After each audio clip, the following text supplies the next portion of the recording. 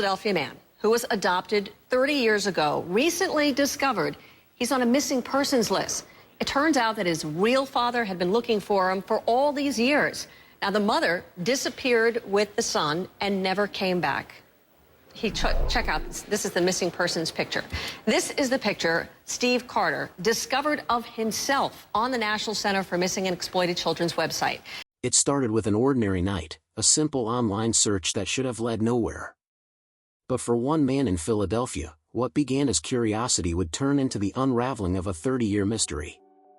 His name was Steve Carter. And on this night, he was about to come face to face with a version of himself that had been missing for more than 3 decades. The hair, the eyes, the shape of the face. Everything was him. Same birth year. Same features. Same haunting familiarity he couldn't explain. For 30 years, Steve had lived a life built on trust, love, and family. But that night, the foundations of his entire identity began to crack. How does a man discover that he is the missing child the world had forgotten? How does a family spend decades searching, never knowing their son was alive, living under another name? This is not fiction. This is the true story of a man who vanished, without ever knowing he was gone. A mystery that began in the paradise of Hawaii, and ended in a quiet home, thousands of miles away, when a single photo changed everything. You're watching The Found Files, where we bring to light the hidden stories of the lost, the missing, and the found. If you haven't already, take a moment to subscribe. Because stories like Steve's remind us, some people stay missing not because they're gone, but because no one ever thought to look in the mirror.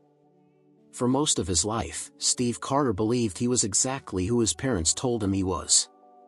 An adopted child, loved, cared for, and given every opportunity to thrive. There were no haunting memories, no shadow of tragedy. Just a quiet, ordinary upbringing filled with laughter, love, and the kind of stability most children could only dream of. He grew up in New Jersey after being adopted at 4 years old by Steve and Pat Carter, two kind, grounded souls who believed they were giving a home to an abandoned boy from Hawaii. To them, he was a blessing. To Steve, they were family. Nothing about his life seemed unusual. But beneath the calm surface of his world, the truth was waiting, buried deep beneath layers of false names, lost paperwork, and a mother's desperate choices. As a child, Steve had questions, but never the kind that hinted at a mystery. His adoption papers were thin on details. His birth certificate listed names he couldn't trace. When classmates asked where he was from, he said Hawaii, but beyond that, there was silence. He remembered his parents' warm smiles when he brought home school awards. He remembered Sunday mornings, the smell of coffee, and his father reading the newspaper. It all felt real. It was real. But somewhere, on the other side of the ocean, another father had spent years wondering where his son had gone. The years rolled by. Steve grew into a man with a career, a wife, and a life he could call his own. He had no reason to look back, no reason to question the story that had raised him. Yet, every now and then, when he looked at himself in the mirror, something stirred inside him. A quiet thought. A whisper that said, "Who were you before this life began?" That question would stay buried for decades. But one day, curiosity, that simple, innocent curiosity, would pull the first thread of a mystery that had been hidden for over 30 years. The life Steve Carter had always known was about to collide with the one he had forgotten. Long before Steve Carter ever took his first steps in New Jersey, his story began thousands of miles away, across the ocean, on the islands of Hawaii. It was the late 1970s, a time of freedom, of music, of open skies and changing lives. There, a young couple, Mark Barnes and Charlotte Moriarty, welcomed their son into the world. They named him Mark's Panama Moriarty Barnes, a name that carried both the poetry of his mother and the promise of his father. For Mark, life was simple and full. He adored his son, the way he laughed, the way he reached out for his father's hands. But Charlotte, she was different. She had a wild spirit, unpredictable and restless, drifting between moments of tenderness and silence that no one could quite understand. Behind her soft smile lived a growing storm, a quiet struggle with her own mind. One day, without warning, that storm took everything. Mark came home to an empty house. No note. No sign. No clue. Charlotte was gone, and so was 6-month-old Marks. In an instant, paradise became a nightmare. Days passed. Then weeks. Police searched the islands. Flyers were printed. Mark drove every road, knocked on every door, spoke to anyone who might have seen a woman carrying a baby. But the island gave nothing back. Time moved differently in that silence. What was once laughter turned into echo. Every sunset reminded him of the child who should have been home, cradled in his arms. Every morning carried the ache of not knowing. For a while, Mark believed she might come back, that maybe Charlotte had just needed space, a breath, a break. But when months became years, even hope began to fade. He didn't know it then, but Charlotte had given new names, to herself and to the baby. She called herself Jane Amy. She called her son Tenzin. And with those names, she erased every trace of who they once were. Authorities eventually found her wandering in disarray and took her to a psychiatric facility. The baby, nameless to the system, was placed into foster care. But because of the lies she told, no one connected him to the missing child whose face still hung on Mark's wall. Mark Barnes kept searching, long after the world had stopped listening. He never stopped believing that somewhere, somehow, his son was alive. He just didn't know that his son had already been found, and lost again, inside a system that didn't know who he truly was. In the official records, the baby was listed simply as unknown. No past. No family. No name that could be traced. But names have power. And the one given to him now would quietly shape the next chapter of his life. Authorities called him Tenzin Amy, a child found in the care of a woman named Jane Amy, who claimed to be his mother. No one knew that Jane was actually Charlotte Moriarty, the woman who had disappeared from her home in Hawaii months earlier. No one knew that the baby in their arms, this quiet, wide-eyed boy, was the same child whose father still searched the beaches every day, waiting for a miracle. The system did what it could. The woman was institutionalized for her mental instability. The baby was placed into foster care, where new faces took the place of the ones he could no longer remember. And just like that, Mark's Panama Moriarty Barnes vanished. Not into darkness, but into paperwork. Into bureaucracy. Into the quiet places where children slip through the cracks. For 3 long years, he grew under a different name. The world around him changed, and the story of his disappearance faded from memory. Somewhere in the Pacific, a father's hope was turning to dust. And on an island bathed in sunlight, a boy's future was being rewritten by strangers who had no idea who he truly was. When he turned 4, a new family came forward, a couple from the mainland who dreamed of adopting a child. They were kind. Steady. Warm. Their names were Steve and Pat Carter. They saw a bright little boy with a spark in his eyes and a shy smile that melted their hearts. They didn't know his real name. They didn't know that he was missing. All they knew was that he needed love, and they had plenty to give. In that moment, a lost child became Steve Carter Jr. A new identity. A new life. And a past that quietly vanished beneath the waves of time. Years would pass before anyone realized that the boy they had rescued from the system was a ghost from another life, a missing child hidden in plain sight. He would grow up believing he had simply been adopted, unaware that his life began with a mystery, a disappearance, and a name the world had long since forgotten. But destiny, don't forget. It waits, patient and silent, for the moment when the truth finally finds its way home. By the time Steve Carter reached his mid-30s, he had everything a man could want, a stable job, a loving partner, and a life that seemed complete.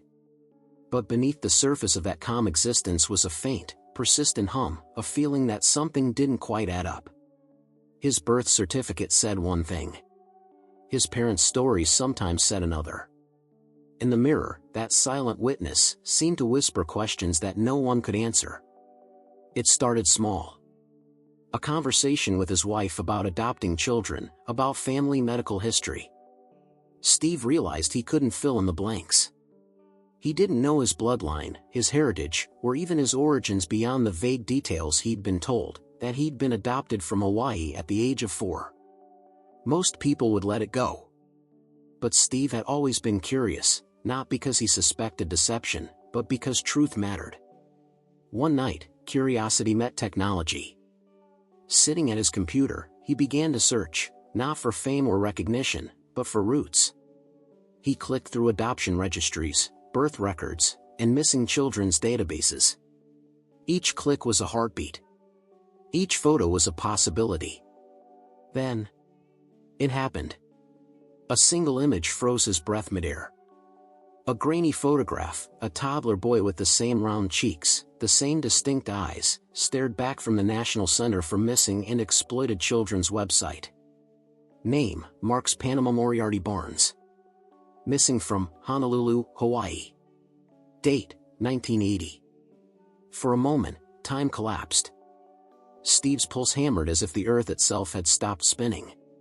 The name meant nothing to him, but the face was his. He zoomed in. The resemblance was undeniable. The missing boy was him, or someone who looked too much like him to be a coincidence. A storm of disbelief and adrenaline surged through him.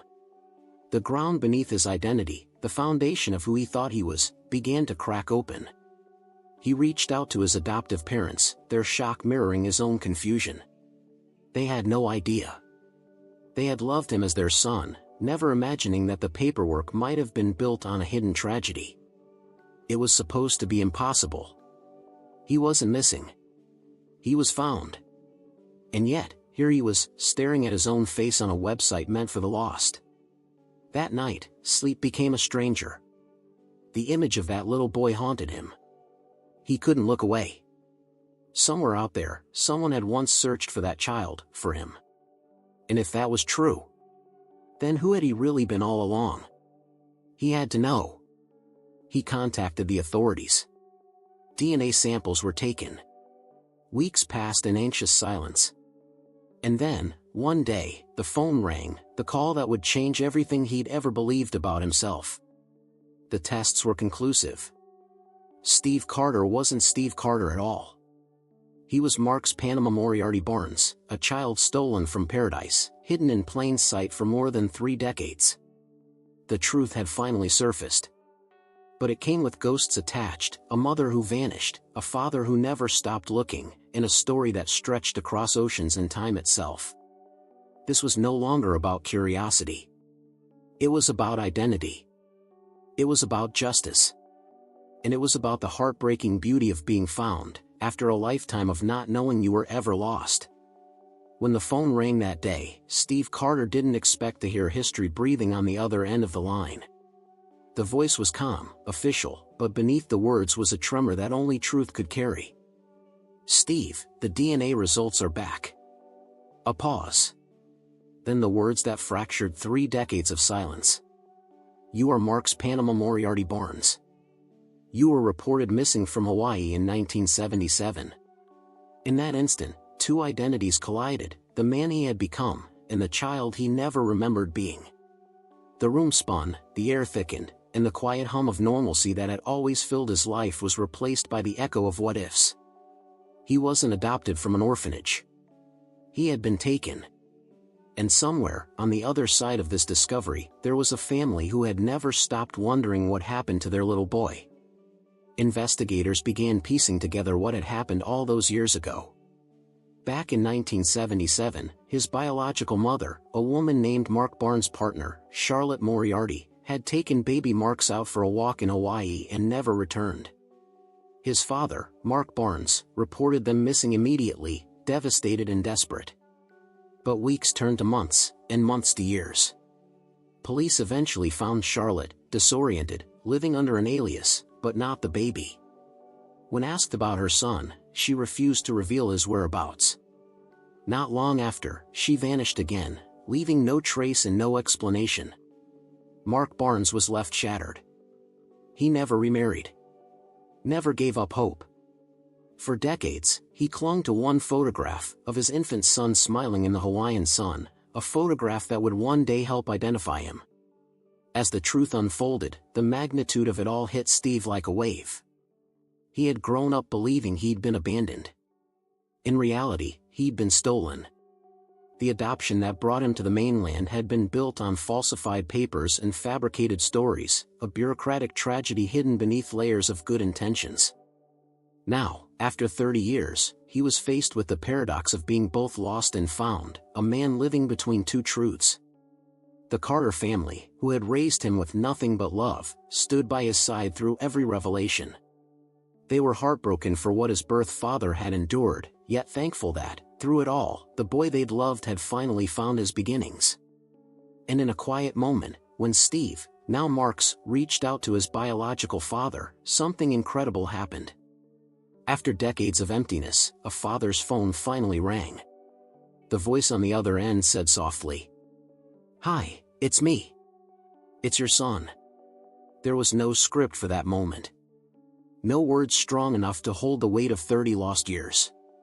Just silence, the kind of silence that heals, the kind that breaks and rebuilds all at once. Two families. One truth. And a lifetime of love waiting on both sides of the same story. For Mark Barnes, it was proof that miracles don't always happen overnight, sometimes, they take decades. For Steve, or Marks, it was the revelation that family isn't defined by the years you've missed, but by the bond that time can never destroy. The first time Steve, or Marks, heard his father's voice, the years between them dissolved like smoke. There were no rehearsed words, no tidy explanations, only emotion, raw and trembling, decades in the making. Mark Barnes had imagined this moment 1,000 times. In his dreams, his son was still a toddler, running through the golden light of their Hawaiian yard, babbling in half-formed sentences, calling out for Daddy. But the voice on the phone was deeper now. A man's voice. Time had stolen those early years, but destiny had returned what it could. When they finally met, the world seemed to hold its breath. Mark stood frozen at the airport gate, his eyes scanning the crowd until they landed on the man who carried his own reflection in a different lifetime. Steve approached slowly, uncertain, as if afraid the moment might vanish if he blinked. And then, without words, they embraced. It wasn't the tight, familiar hug of father and son who'd grown up together. It was something heavier, something sacred, the merging of what was lost and what was found. Tears fell freely, soaking into the silence between them. For Mark, it was the end of a prayer whispered every night for 30 years. For Steve, it was the beginning of understanding who he had always been. They sat together for hours, filling in the spaces that time had erased. Mark shared stories of a baby who loved the ocean, who would giggle when waves touched his toes. Steve shared memories of his childhood in New Jersey, his adoptive parents, his confusion about Hawaii, his endless curiosity about where he'd come from. Each story was a thread, weaving together two parallel lives into one shared tapestry. There was grief too, for the years they could never reclaim, for the mother whose mind had slipped beyond repair, and for the strange twist of fate that had stolen one life to give another.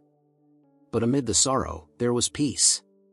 Because the mystery was no longer a void, it was a bridge. Because the little boy from Hawaii had finally come home.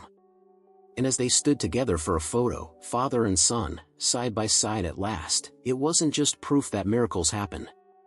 It was a reminder that truth always finds its way home, no matter how far it has to travel. Somewhere, perhaps, that little boy's spirit, the one who disappeared into the Hawaiian wind, was smiling. Because he had never really been lost. Only waiting to be found. There's a silence that lingers after a story like Steve Carter's, a silence filled with both wonder and ache. Because behind every headline about a missing but found person lies a truth that reshapes how we see identity, loss, and love. For decades, Steve lived his life believing he had been simply adopted, unaware that his name, his story, even his beginnings, had been rewritten. And somewhere, across the ocean, his father, Mark Barnes, lived with an empty space in his soul where his son's laughter used to be. It's a haunting thought, isn't it? That right now, someone out there might be living under another name, unaware that their picture still rests on a missing children's website. That a parent, somewhere, still keeps a light burning every night, waiting for a knock that may never come. But Steve's story, Marcus's story, reminds us that even after decades, hope doesn't expire. Truth doesn't stay buried. And love has a way of finding its way through time, through distance, through silence itself. He didn't go searching for fame. He went searching for truth, and in doing so, reunited two families torn apart by tragedy. He proved that no matter how tangled the web of lies becomes, truth always wins. Even if it takes 30 years. Even if it means rediscovering who you really are. And that's what we believe here, at the Found Files. Because every file, every photo, every forgotten case we tell, is a reminder that these are not just stories. They're lives. They're people. And while the world may have moved on, their families haven't. If you're watching this right now, take a moment to think about what Steve's discovery means, not just for him, but for all the families still waiting for their miracle. Think about the strength it takes to keep believing when the world has already given up. Now imagine if one click, your click, could help bring another missing person home. Because when you like, share, and subscribe to the Found Files, you don't just support a channel. You become part of the search. You help give a voice to the voiceless, a face to the forgotten, and a chance to those still waiting in the shadows to be found. Don't scroll past this one. Don't forget this story when the video ends. Steve Carter's life changed because he decided to look deeper, to ask questions. Maybe you're meant to do the same. Somewhere out there, another Steve is still searching for the truth. Another family is still waiting for the phone to ring. And one day, because people like you didn't stop caring, that call will come. This is the Found Files, where every story reminds us that being found is more than a miracle. It's proof that love never stops looking.